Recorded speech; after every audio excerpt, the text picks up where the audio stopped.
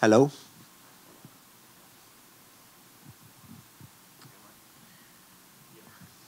Well, Alex, obviously we're only a few days away from the massive pay-per-view here in Perth, a country that's been starved for fights since before the pandemic. You're obviously the face of this sport in this part of the world. So what are the emotions now that hard part's over with, you just got to make weight and then go fight Islam Makhachev? Yeah, now the fun part. But yeah, it's good. Good to be back here, not only in Perth, obviously Australia. As I've been saying all week, all us Aussie fighters or from this region, Australia, New Zealand, we deserved an event over here. Not just us. Obviously, I deserve to fight in front of home crowd, defend a belt or fight for a belt, whatever it is.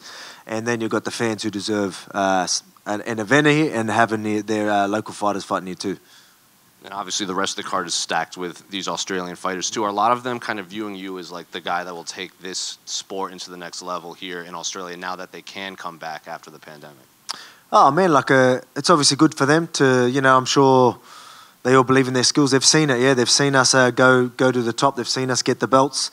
But I mean, that's what obviously Robert did that as well. So they got to see that, which is always going to be motivating. And this can be done. Even from a small gym or wherever you are. But now we're obviously going champ and going real big and pound for pound and all that. So I guess we are showing these guys coming up, or even the younger generation, that not only be a champion, not only do well in the UFC, you can be the best. You know what I mean? The pound for pound #1 champ. All that type of stuff. So I think we are setting a good example. So that's good. You mentioned the pound for pound thing. You're #1, he's #2. Do you view him as the true #2 pound for pound fighter in the world, or is it just something the voters gave him that? Do you view him as the second best fighter in the world? Oh man, again, this isn't up to us. You know what I mean? People are going to ask me, if you go and take him out, you're going to be the greatest ever and all that type of stuff. That's not up to us. You know what I mean? Do I think I had a harder path to pound for pound and all that? Yeah, look at my resume. But do I believe he is as good as a #1 pound for pound? Yeah. Or #2 pound for pound? Yeah, for sure. I believe he definitely deserves to be up here. He's a great fighter. So, that, I mean, yeah, again, you probably look at the resume, it's still a good resume, but it's probably not as good and as deep as some of ours. But at the same time, when it comes to skill, he's definitely right up there. Michael Chandler was breaking this fight down, and he said that Islam is just brilliant at the basics. He does nothing wrong. He doesn't do anything flashy. Everything is just perfect. Did you agree with that statement when watching tape on him? Yeah, well, he doesn't take unnecessary risks. That's the proper way of doing it. He does. We all know what they're good at and what they want to do. They're calculated in that sense. A lot of people. Obviously you're seeing some people saying that he can strike. It's underrated, but then you're seeing a lot of people that say it's not good. But I mean, it is calculated. That's something that he does very well. He doesn't overcommit too much. He does sometimes, but he doesn't. He will fight on the back foot and wait for the right time to shoot and things like that. His distance game isn't too bad.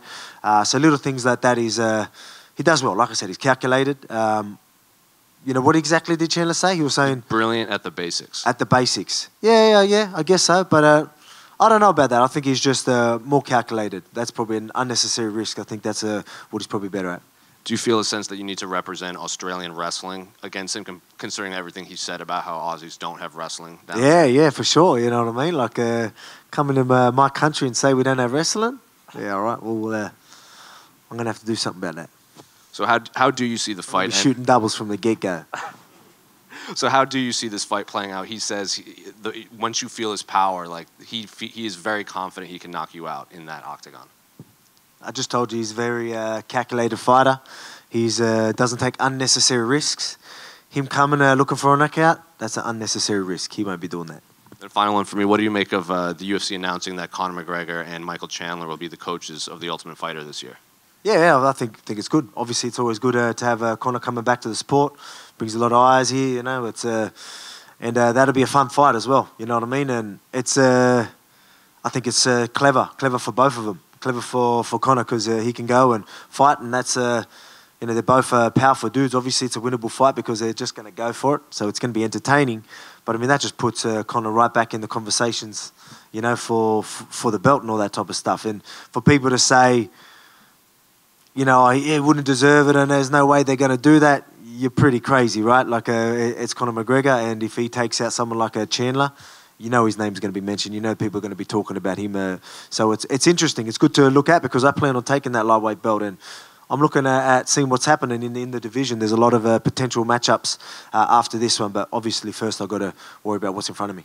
You also said you do plan on going back to featherweight and fighting the winner of the co-main event. How do you see that fight playing out? I'm 50-50 on it. I think they're obviously both great fighters, and it just depends who turns up on the night with the right game plan.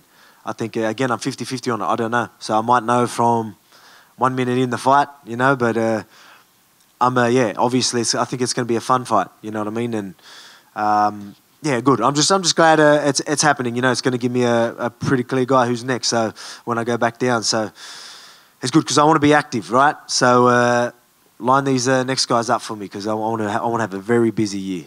Alex, just to go back to the Conor thing, it seems like that fight's going to be at 170 though, and I guess that's where people are maybe debating. Could he even make 155 now is one question, and if it's at 170, maybe that's where the argument of would he deserve it at 155 would come in. What would be your response to that, I guess? It's at the end of the day, it's it is Conor McGregor, and when you pull on those types of numbers, and you got to remember he is always taking on the good guys as well, like the good fighters. So he's always stepping up and taking on dangerous fighters. So, and it's at 170. You're right. It's not the lightweight division. Look, if it was anyone else, I'd say there's no way, right? So I'm just, it's pretty obvious how it goes down. You know what I mean? So you're not really saying anything that anyone should be surprised about. Yeah, I think we all understand. Yeah. And the parity between your last fight with Max, who's absorbed the most strikes in UFC history, and Islam, who's absorbed the least in UFC history for the amount of fights he's had, what's the dramatic difference in preparation for two guys like that, and knowing that one might be harder to find?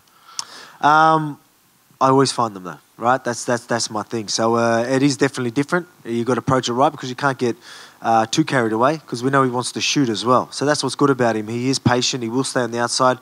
You overcommit, he'll make you pay. If you overcommit incorrectly, it can be a long night for you. But obviously I'm a calculated fighter. That fight IQ is definitely going to have to come into play. I need to turn up. This isn't a fight where I can just come in and, we'll see what happens. I need to be on my game, but I'm always on my game. I always prepare how I should. And you're going to see me turn up. And I plan on raising 2 belts at the end of it. And you win this fight, it'll be a 13-0 UFC start for you. The only other fighters who have done that are Anderson Silva, Kamaru Usman, and Khabib Nurmagomedov. What would it mean to you to kind of join that group of elites? Oh, man, it's it's awesome. I've joined a couple of cool things, right? Like, being a champion is incredible. And being pound for pound #1 is obviously incredible. Then going champ, and then the streaks and all that type of stuff. It's a pretty good resume. It's pretty good numbers there, and I guess that speaks for itself. Thank you. Hey, Alex, just curious, man. I wonder, how much do you think Khabib's dominance has sort of affected people's respect and fear of Islam's wrestling? Because they see Islam as the next incarnation of Khabib, and because of Khabib being so dominant, I wonder how much some of Islam's past opponents have looked at that and that's translated mentally. Yeah, man, it's pretty obvious that they got a strong ground game. They do have a certain style, very good MMA specific style, and people haven't been able to not capitalize on or deal with or figure that out. You got to train how you meant it. You got to prepare for these guys properly. Because again, if you're just going to go there and just think you can just do anything you do in a jiu-jitsu room, you need to change it up. You need to study these guys, study their movements, details. I don't think I could be wrong, but I don't think other teams or other fighters did enough of that. But we always do that. We always game plan properly, prepare properly, and always prepare for the worst. So no matter what happens in there, I'm not going to be shocked. I'm not going to be puzzled. You know what I mean? I'm going to be going for it the whole time. And again, if there's anyone for a job to figure any puzzle out, I'm the man. I truly do believe that, and I get to show that on Sunday. I wonder, what, if anything, has Dan Hooker said to you about Islam, just his strength and just what it was like being in there, if anything surprised him? I haven't really had that conversation with him, to be honest. I haven't. Obviously, he got caught. Islam did a great job of catching the the leg as he went on top and then got into a dominant position and got there. You know, there's not much you can really do about that. Obviously, again, we know Islam's good. I haven't really had that conversation, to be honest with you. But, yeah. But, again, I got a lot shorter arms, so I'm a lot harder to Kimura. Even though your arms are longer than his, I wonder Yeah, though, that's actually, yeah. in the countdown... I'm short with long arms, yeah, my bad.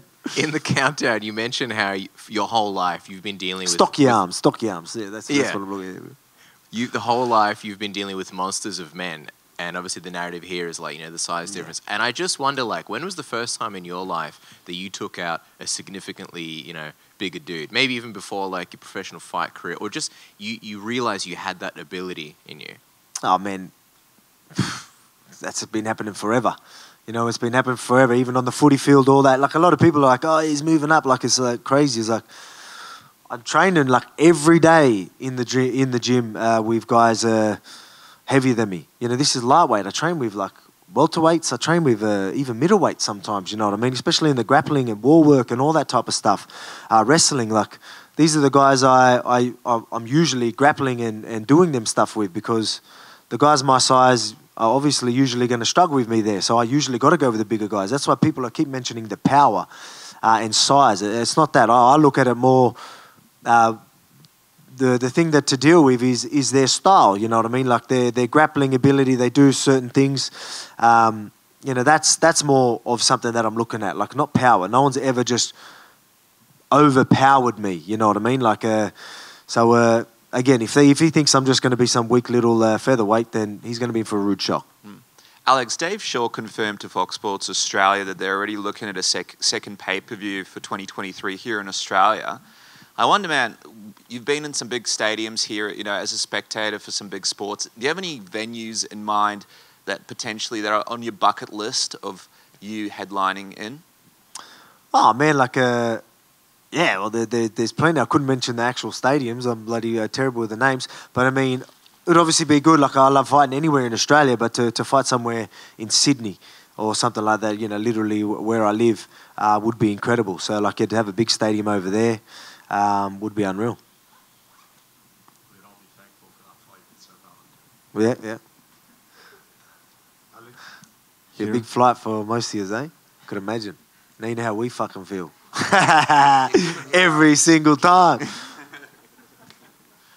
Alex, in your training camp, we could see the Mairbek Taisumov, and in MMA with Russian fighters, Russian fans, I mean, was discussions. Did he help you in preparing for Islam fight? Did he help? Yeah. Mairbek was there. A couple of guys from over there at Bangtao. Like, we were training over there for a little bit, and yeah, they come in and did some wrestling rounds with us, grappling rounds and all that. So it's always good, you know. Obviously, they've been wrestling and grappling their whole lives, right? He's been in the UFC and things like that. But you know, someone that's dealt with very, very high level wrestlers their whole life, and just to be moving out, and he's a lightweight himself, so it was a good feel. Thank you.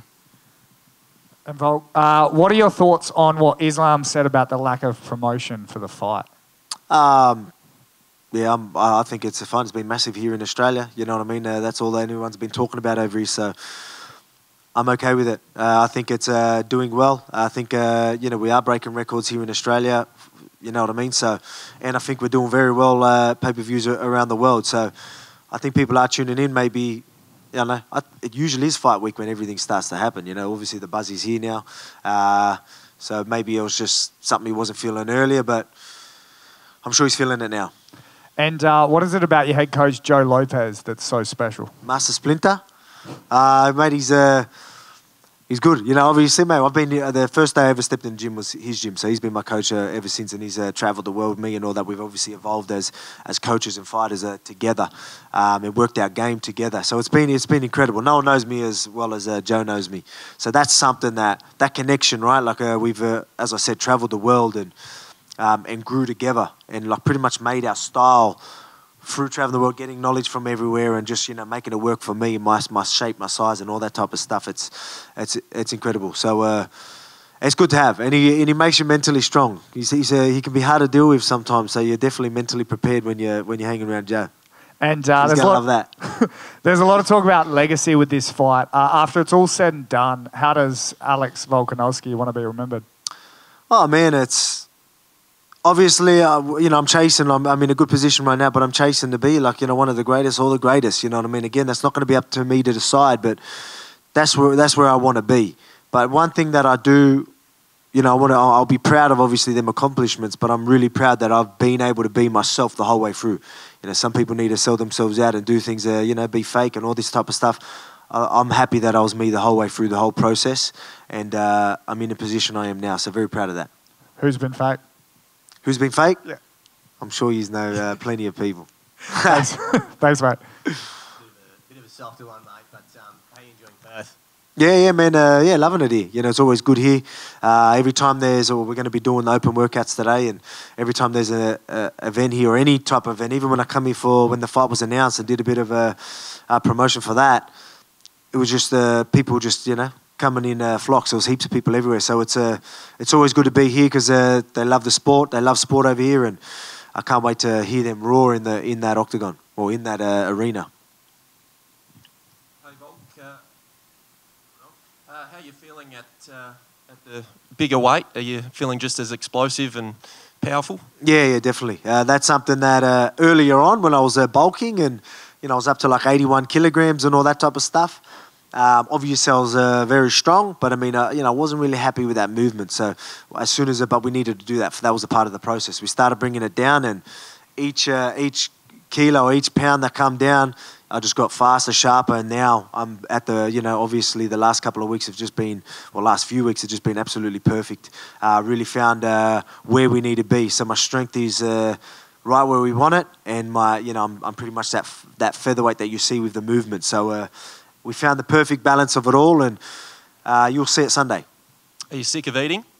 I was. Now, you know what? It's funny, man. You'll be surprised with the like a bulking. You end up getting like a what would you call it? Like a food disorder. Like you end up starting to hate food, man. It's crazy. So fight week ain't that bad because I don't care about food right now. And finally, what's it like being Alexander the Great, Volkanovski, pound for pound #1, and being a dad at the same time? Yeah, it's awesome. Like, obviously, that's why I do it. I want to be able to provide for my family, be successful. So it's fine. The good thing about me is I can literally go here, do this fight of this magnitude, raise 2 belts, everyone go absolutely crazy, go home, and then I'm just dad. You know what I mean? I'm grounded. I'm back where I was, and that's something I'm very proud of as well. Like I said, I'm just always going to be me, and through this whole process. So very, very proud of that. But Alexander the Great's good, but we're going for Alexander the Greatest. Alex, down here, you mentioned about guys being fake and stuff. I'm curious, if the UFC came to you and said, we want you to coach the Ultimate Fighter, who would the guy you'd least like to be around for 6 weeks be? Least be around. I mean, I wouldn't mind the fakeness, right? Again, I can deal with things pretty good. I'm pretty chill. I laugh everything off, so I'm okay. I can deal with anything. So in that situation, obviously I'm prepared to put up with some shit. So it won't matter who's doing it with me. But who would be? Obviously, your Conor McGregor's would be fun. Obviously Colby Covington doesn't, make sense. But I mean, like guys like that would probably be fun. It's probably the only time you would really want to really put up with them is probably on a show like that. Have a bit of fun with it. Cejudo, yeah, that could be fun as well. Yeah. Alex, this is sit here. Oh yeah.